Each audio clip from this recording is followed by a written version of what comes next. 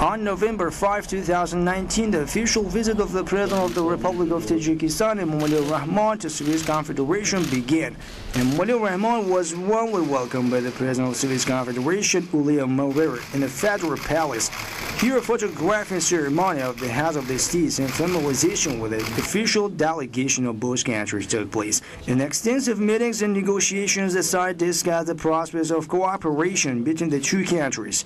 And the President Emomali Rahmon expressed gratitude to Suez side for warm welcome.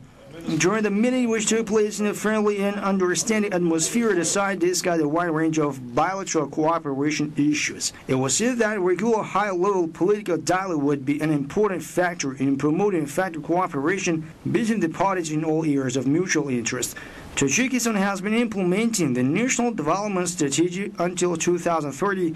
This document sets out the long-term strategic goals and priority development of the country. Further expansion of cooperation with Switzerland in various spheres of economy, trade, investment, and tourism also touched upon by the sides. To achieve these goals, development and expansion of cooperation in fundamental economic sectors of Tajikistan, such as hydropower, various industries including non-fuels, metallurgy, mining, light and food processing, transport and communication, as well as infrastructure development of tourism, was considered necessary.